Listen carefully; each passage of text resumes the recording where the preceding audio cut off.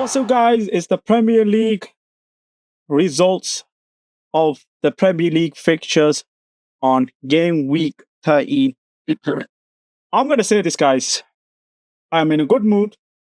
I fully, like I said, I'm going to get these videos out because it's going to be really busy, especially in the Christmas break when there's too much fixtures coming up. That's what I love about the Premier League. But at the same time, my Liverpool Football Club, my club, too much games, and hopefully we get through this rough patch that we have right now. But like I say, games are going to come and thick and fast. So, like I always say, guys,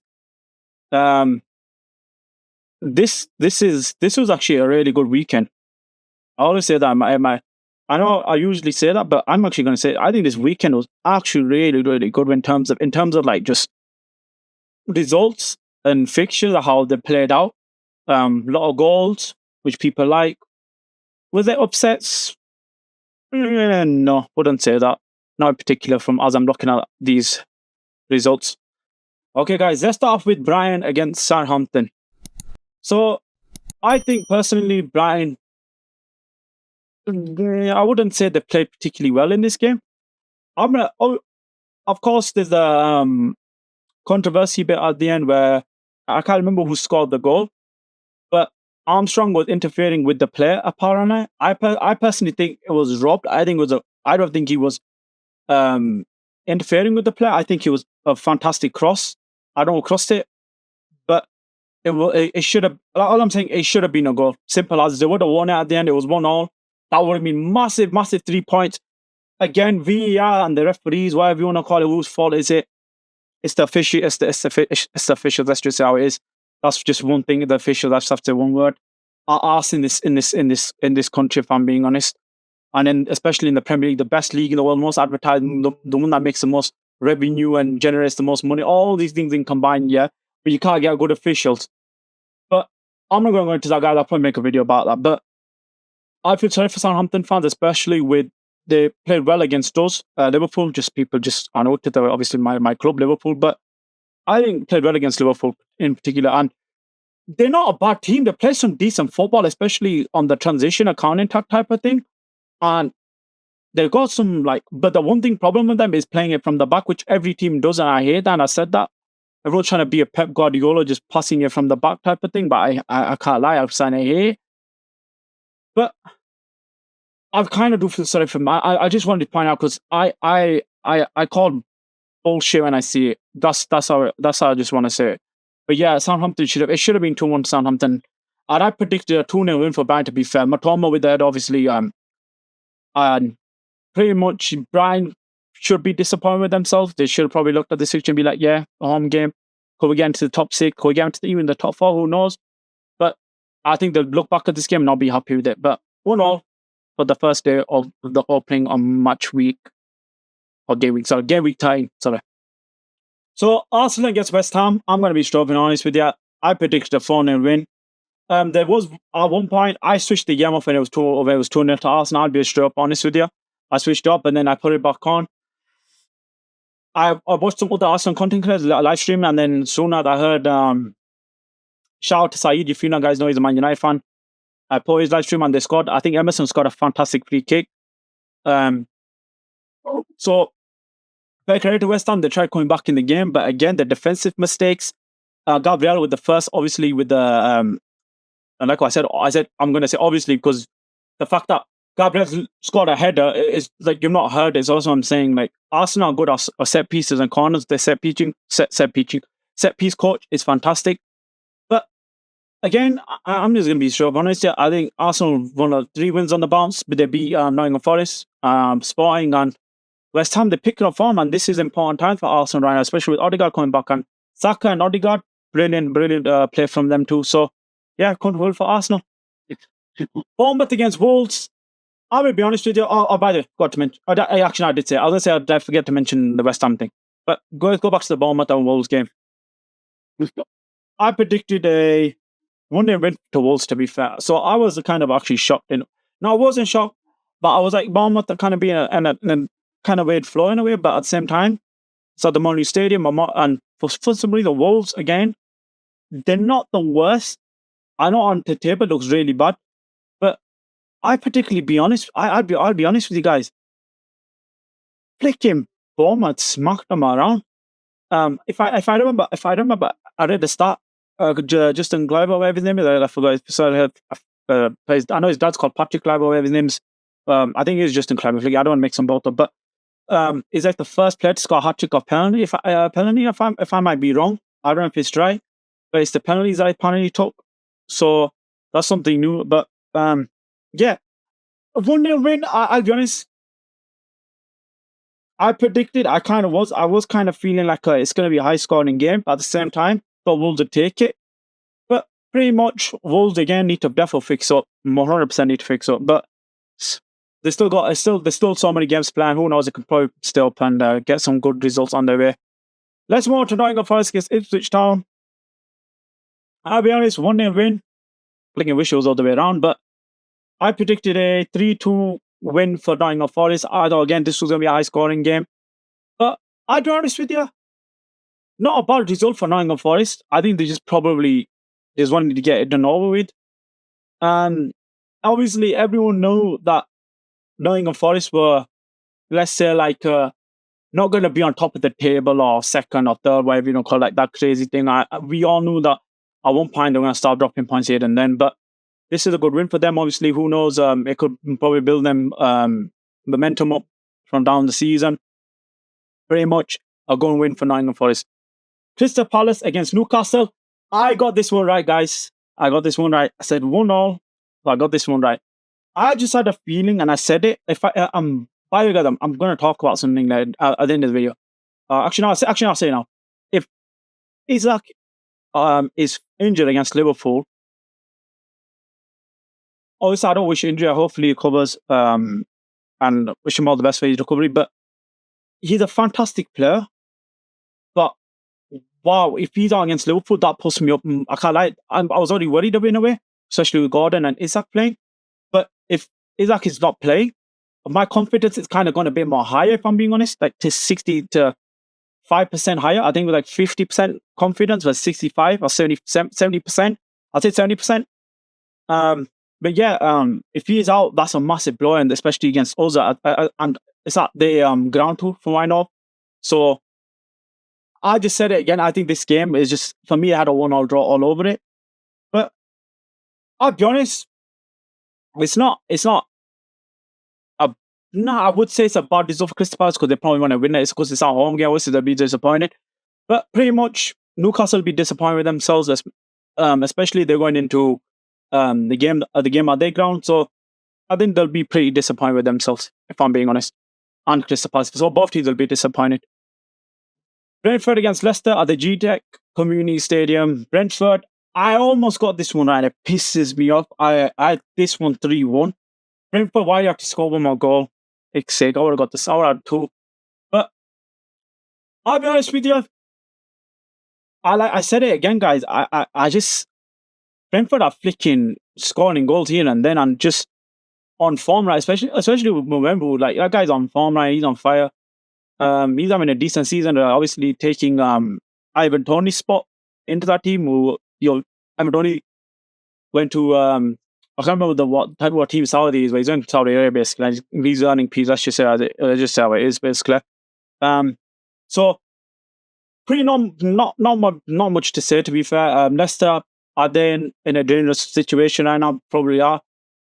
I think they'll be disappointed with themselves, Leicester, for not picking up results, especially when how the Premier League is right now in this season is so weird. So yeah, for Leicester's sake, I kind of have a soft spot for Leicester, but hopefully for Leicester's sake, they can pick up results for themselves.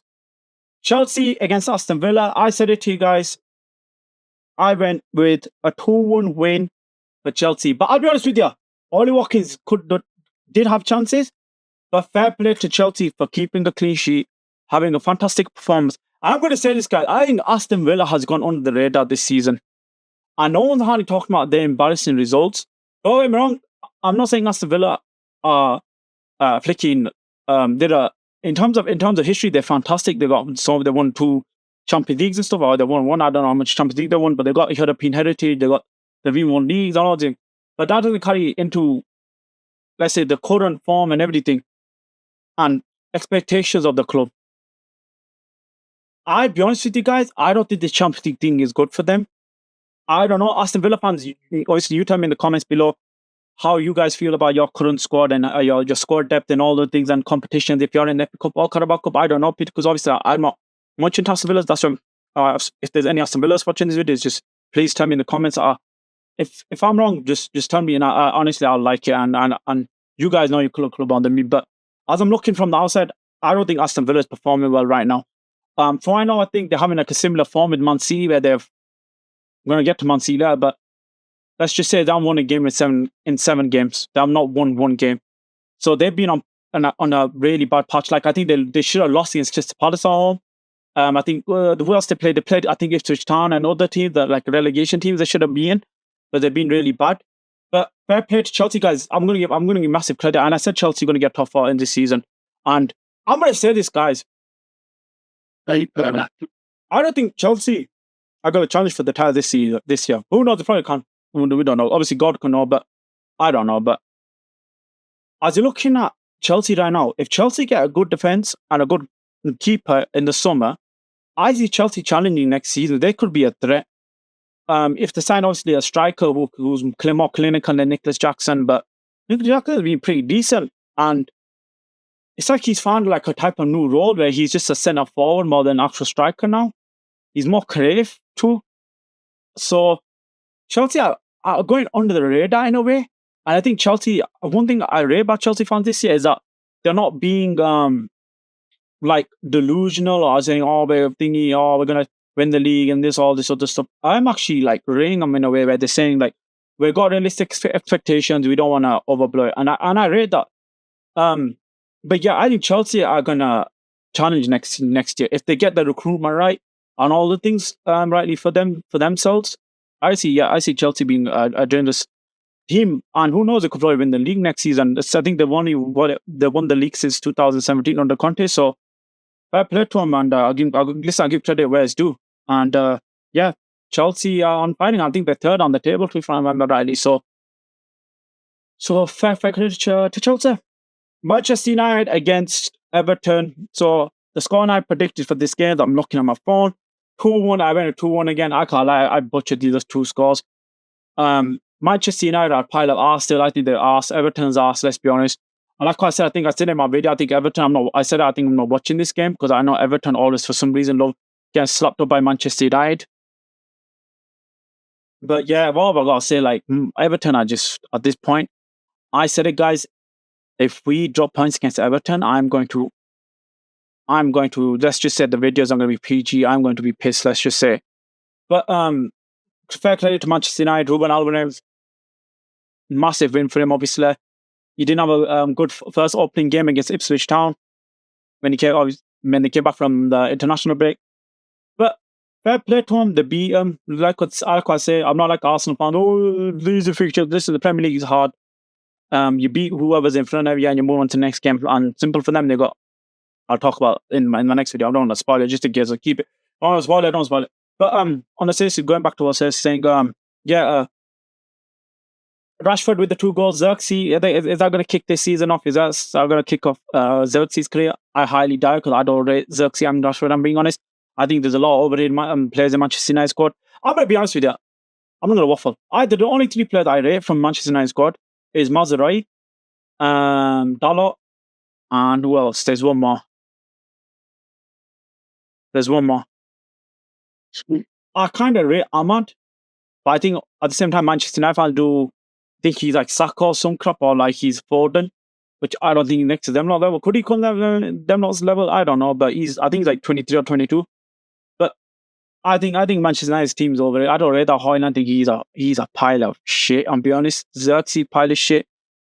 But that's just my honest opinion. You guys know my opinion on Fernandes. He just cries more than actual winning. So, but yeah, 4-0, pretty much good result for them, and hopefully whoever they're playing, Arsenal, or they're playing Arsenal next, so they're not going to do me any favours. So I'll just spoil it. I just realised I spoiled it, but it doesn't matter.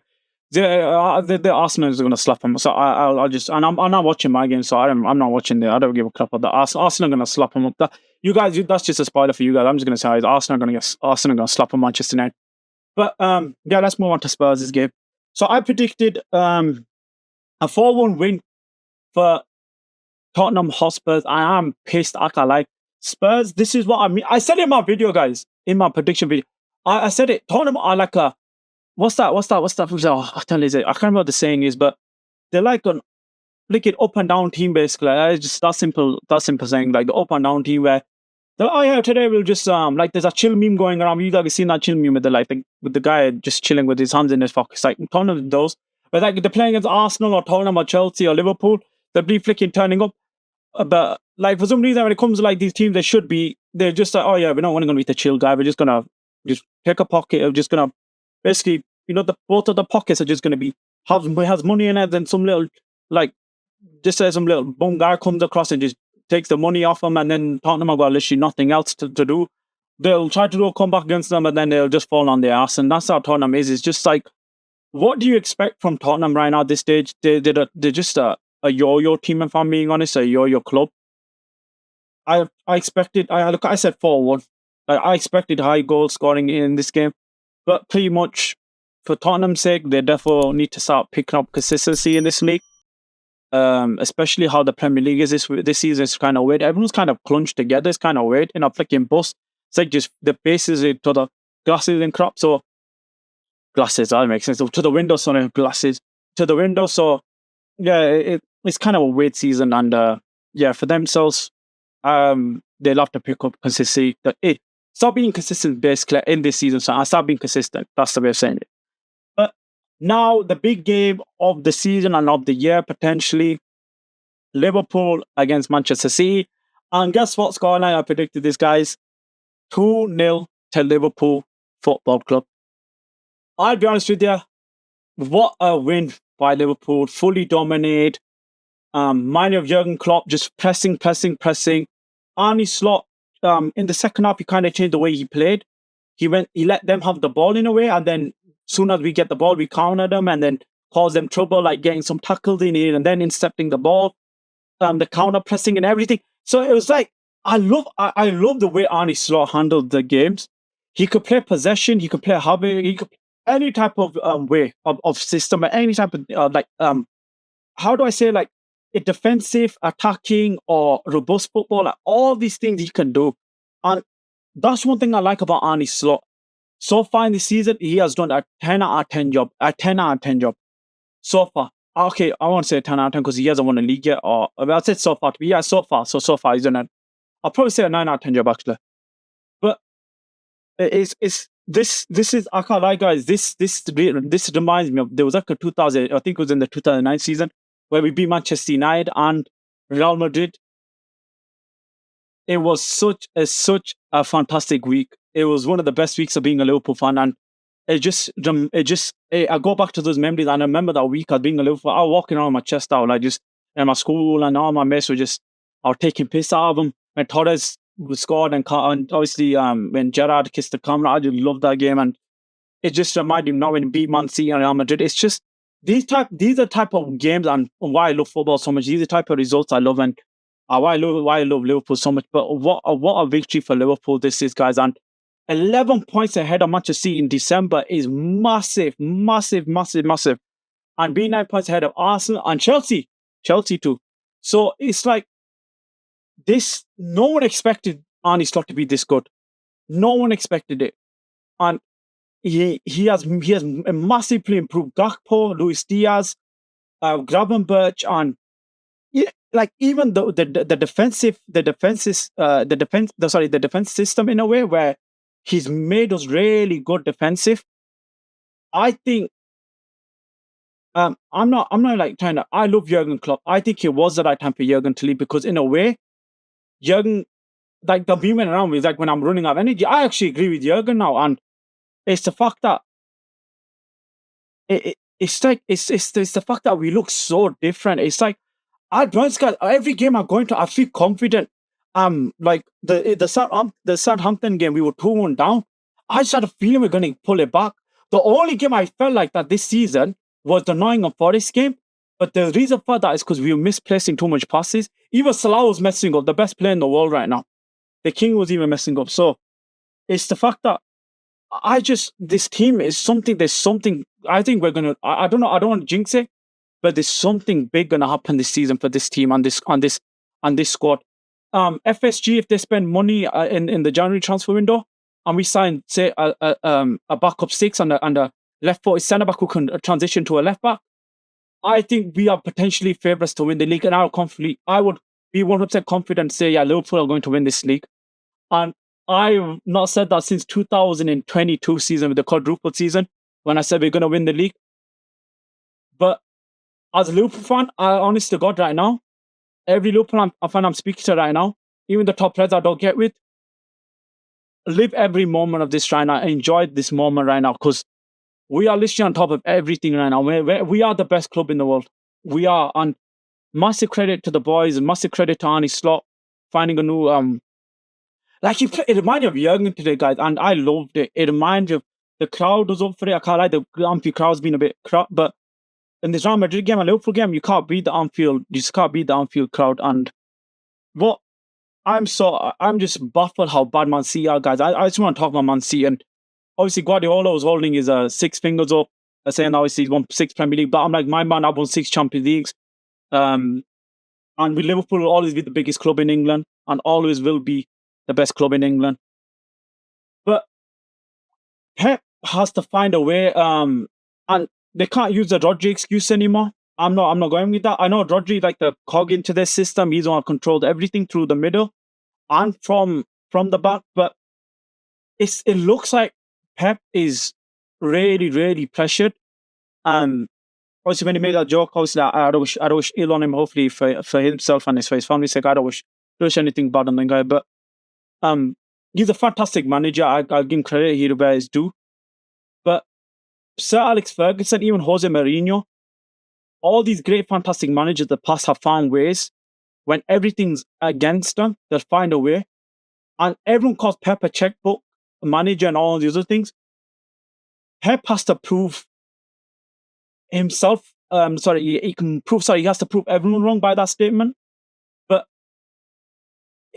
it's seven games, guys, and they've not won a single game.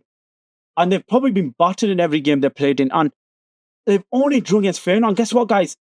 Feyenoord did a comeback against them. Arne Slot's old team, by the way. And they rate the Feyenoord fan. They were planning season Guardiola's head already. But it's weird. I don't know what it is with Man City. Like, Kyle Walker, it looks so bad. Like, he's so bad. And every time the ball kept just looping over his head and Gakpo was just running onto it, it looks like he's given up.